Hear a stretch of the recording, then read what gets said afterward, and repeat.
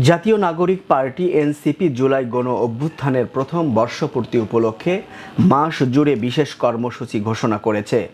দেশ গড়তে জুলাই পদযাত্রা নামে এই ব্যাপক কর্মসূচিতে দেশের সকল জেলায় পদযাত্রা, শহীদ পরিবারের সাথে সাক্ষাৎ ও অভ্যুত্থানে অংশগ্রহণকারীদের সাথে মত বিনিময়ের পরিকল্পনা নেওয়া হয়েছে।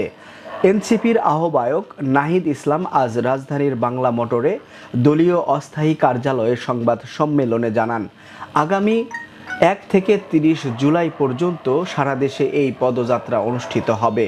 কর্মসূচির মূল উদ্দেশ্য হচ্ছে জুলাই অভ্যুত্থানে অংশগ্রহণকারী মানুষের কথা শোনা এবং তাদের আকাঙ্ক্ষা বাস্তবায়নের পথ তৈরি করা।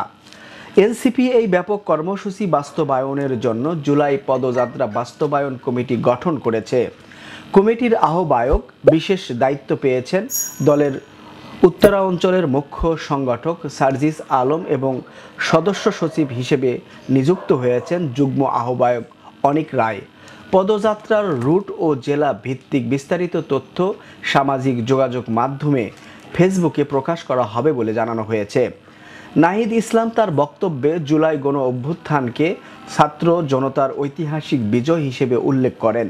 তিনি জানান, সরকার জুলাই ঘোষণাপত্র দেওয়ার প্রতিশ্রুতি দিলেও তা এখনও বাস্তবায়ন করতে পারেনি। এ বিষয়ে ঐকমত্য কমিশনে আলোচনা চললেও সরকারের ব্যর্থতায় এবার ছাত্র জনতার পক্ষ থেকে স্বাধীনভাবে এই ঘোষণাপত্র পাঠ করা হবে। 5 আগস্টকে মুক্তি দিবস হিসেবে পালনের প্রসঙ্গে নাহিদ ইসলাম বলেন, এদিন শেখ হাসিনা পালানোর মাধ্যমে গণ অভ্যুত্থান প্রাথমিক বিজয় অর্জন করেছিল। বাংলাদেশের মানুষ নতুন করে স্বাধীনতা ও মুক্তিযুদ্ধ করেছিল।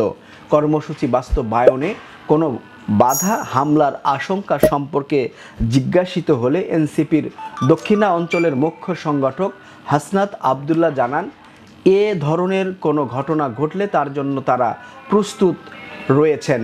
উল্লেখ্য, জুলাই গণ অভ্যুত্থান ছিল একটি ব্যাপক জনসম্পৃক্ত আন্দোলন যেখানে বিভিন্ন শ্রেণী পেশার মানুষের অংশগ্রহণ ছিল।